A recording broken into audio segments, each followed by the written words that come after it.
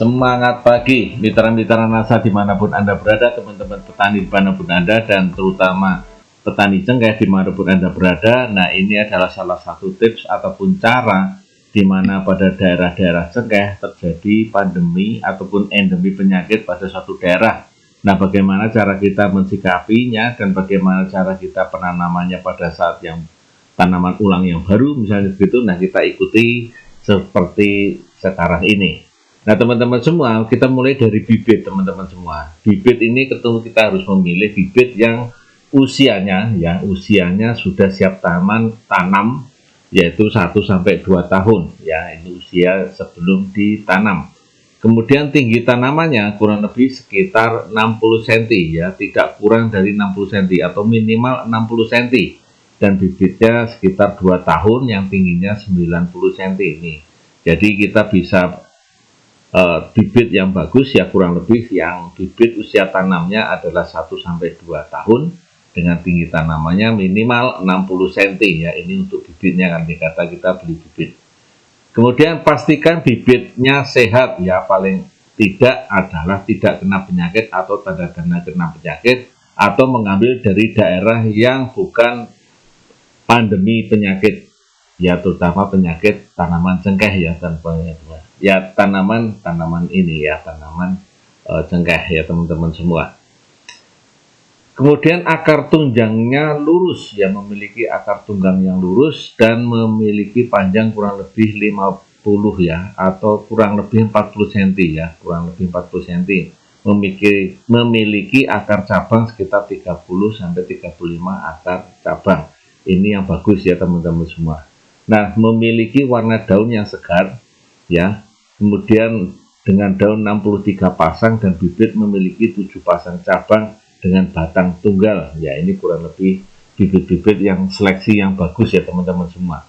Kemudian benih, kalau kita membenih benih, ada beberapa persyaratan benih dalam produksi benih dan perbanyakan bahan tanam cengkeh. Berasal dari buah yang telah masak fisiologis dengan warna ungu kehitaman, bebas hama penyakit, tidak cacat, tidak benjol-benjol. Bobotnya sendiri kurang lebih 0,5 gram sampai 0,8 gram. Ya, jangan yang terlalu rendah dari 0,5 gram, yang artinya kita tidak menggunakan benih yang lebih ringan ataupun lebih kecil, teman-teman semua. Kemudian panjangnya rata-rata sekitar 1,8 hingga 3,5, ya, minimal 1,8. Kemudian diameternya rata-rata 0,8 cm sampai 1,39 cm. Nah, ini yang penting adalah kadar air minimalnya 80% dengan daya kecambahnya 85%. Panjang akar kecambahnya kurang lebih ataupun minimal 2 cm lurus dan tidak rusak. Serta benih harus tumbuh dalam waktu 3 minggu setelah semai. Jadi kalau lebih dari 3 minggu, alangkah baiknya sudah tidak digunakan lagi. Nah, beberapa langkah praktis dalam replanting cengkeh pada kondisi pandemi penyakit atau banyak penyakit di sekitar lahan kita karena memang dulunya adalah tanaman cengkeh, maka kita juga akan menanam tanaman cengkeh kembali. Maka yang perlu kita perhatikan yang pertama adalah pembibitan, ya. Ini biasanya secara vegetatif dikembangkan dengan cara grafting atau sambung tunas. Batang atasnya digunakan untuk menyambung, sedangkan bagian bawahnya untuk sambungan, ya.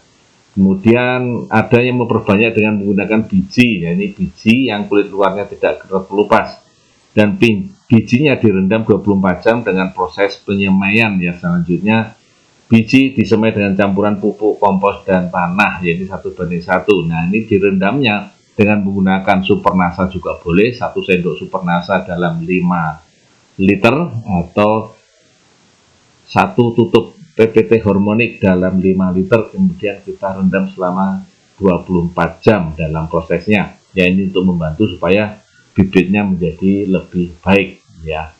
Kemudian penanaman di awal musim hujan, ya, ini terutama kita untuk menjaga bibit kita aman, kemudian tidak terserang penyakit pada saat kering, ya. Jadi kita menghindari penyiraman, maka awal musim hujan yang paling tepat untuk menanam cengkeh atau penanaman replanting cengkeh.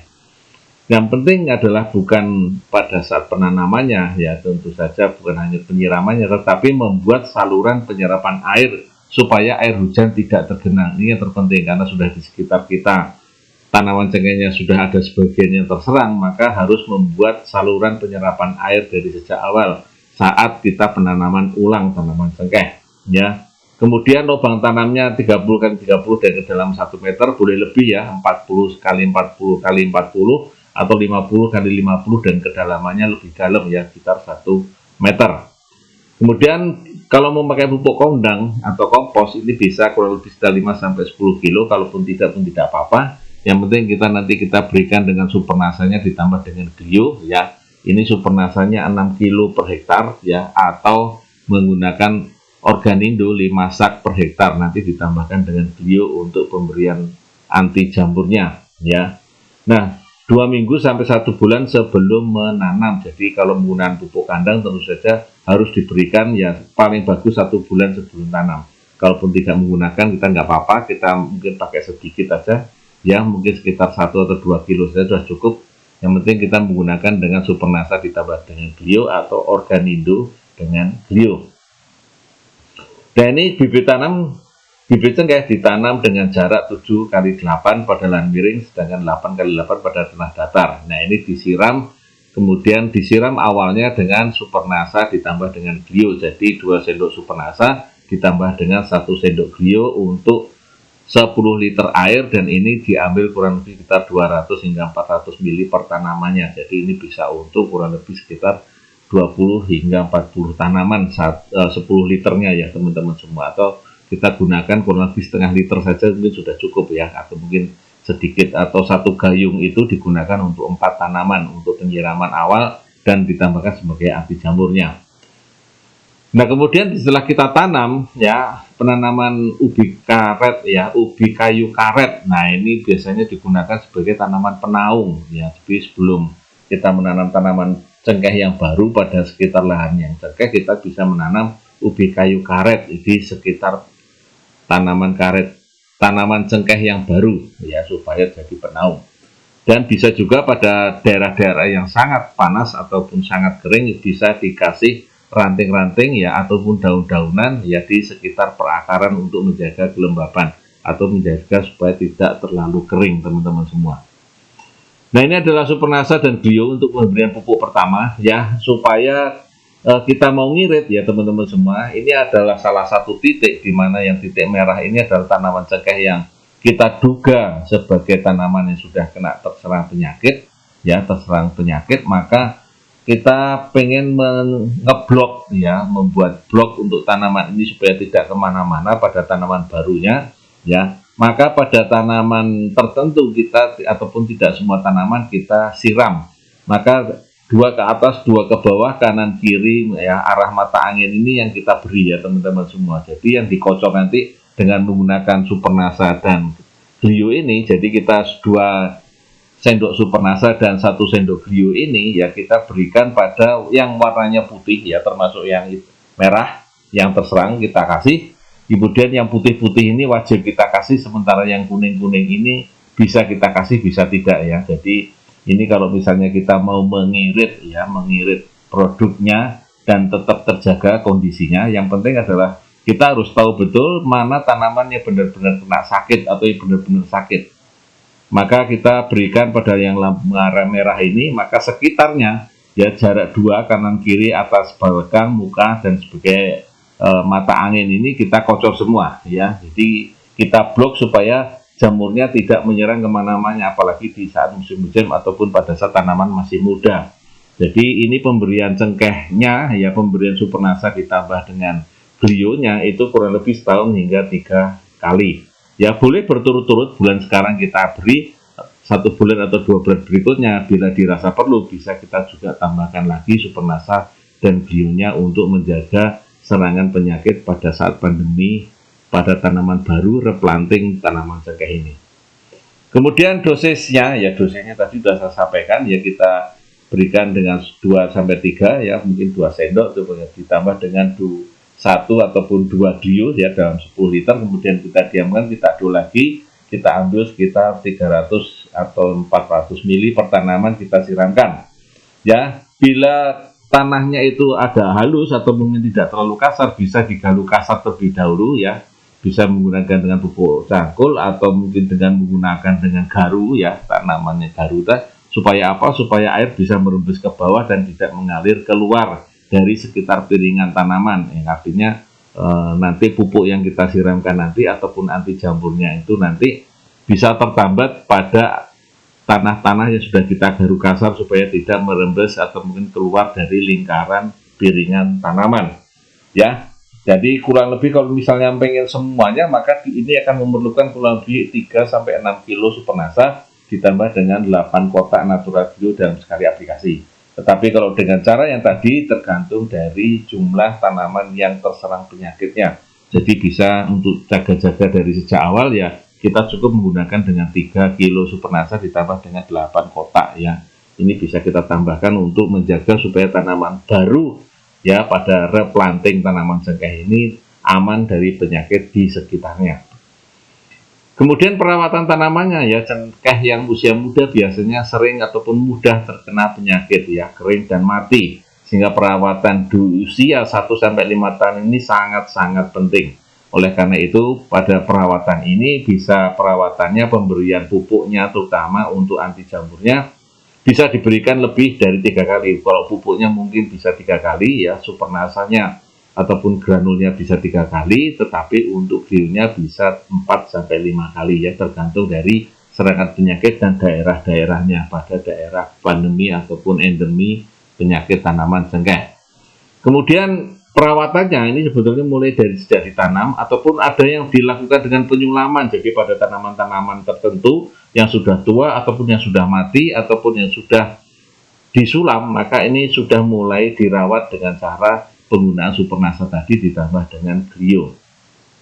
Ya, kemudian pemupukan ini dijawabkan 2 kali dalam setahun ya di awal musim hujan ataupun setidaknya 3 kali ya. 3 kali ini paling aman untuk pemberian ya, supaya vegetatif tanaman juga bagus tetapi juga aman dari serangan jamur terutama pada tanaman cengkeh yang muda ya. Ini kita berikan setahun 3 kali ya, paling bagus untuk perawatan cengkehnya. Kemudian hamanya kita bisa berikan dengan karbofuran kalaupun kita menggunakan, atau dengan menggunakan beviria atau kita berikan dengan agensia hayati yang namanya beviria. Kemudian pembuluh kayu kita bisa campurkan dengan semprot dengan beviria tadi teman-teman semua. Nah, jangan lupa kita lakukan juga pada saat usia sudah 2 bulan teman-teman. Ini kita lakukan pruning ya, kita pemangkasan yang mengurangi jumlah-jumlah datang yang tidak perlu ataupun jumlah daunnya yang sedikit ataupun yang kurang produktif, jadi bisa kita kupas atau kita pruning dari sejak usia 2 bulan. Nah, kemudian secara umum nanti kita akan bahas sendiri tentang pemupukan pada tanaman cengkeh, namun pada usia 1-5 tahun terutama pada tanah-tanah yang memiliki endemi ataupun penyakit ataupun pandemi penyakit cengkeh, maka mati bujang misalnya seperti itu, maka pemupukan itu kita berikan Supernasa ditambah Glio setahun 3 kali. Itu sebaiknya dirutinkan ya teman-teman semua, setahun 3 kali sampai usia 5 tahun. Kemudian setelah 5 tahun maka kita dengan menggunakan selang-seling juga boleh menggunakan Power Nutrisi ditambah dengan Glio, dan biasanya teman-teman di daerah Jawa Timur itu dipaketkan antara granul dengan Glio, kemudian Supernasa dengan Glio. Kalau untuk tanaman buahnya Power Nutrisi dengan Glio untuk menjaga supaya tanaman yang sudah ada jangan sampai terserang ya, misalnya begitu, maka kita tambahkan dengan Glio ini juga memberikannya dengan rutin. Nah, yang keempat adalah waktu panen. Ini beragam tentu saja teman-teman, karena Zanzibar itu dipanen di usia 6-7 tahun, sedangkan si putih dan si kotok ini di usia 7-8 tahun. Jadi setidaknya usia panen itu bisa dipanen sekitar 6 tahun ya. Jadi usia vegetatifnya sekitar 5 tahun. Jadi 5 tahun ke bawah ini dengan menggunakan Supernasa ditambah Glio atau granul ditambah dengan Glio ya, tentu saja lebih bagus dari sejak awal kita berikan dengan kapur pertanian untuk menjaga supaya pH-nya tetap rendah dan terjaga. Nah teman-teman semua, ya demikian tadi cerita kita sedikit tentang tips bagaimana kita menanam pada tanaman baru, replanting pada tanaman cengkeh pada daerah-daerah yang terserang penyakit cengkeh. Ya, supaya kita aman. Demikian tadi tipsnya dan triksnya. Sekali lagi terima kasih ya sudah melihat channel ini. Mudah-mudahan ini manfaat dan bisa memberikan inspirasi buat teman-teman semua. Kita ketemu di lain tema dan di lain waktu. Semangat pagi!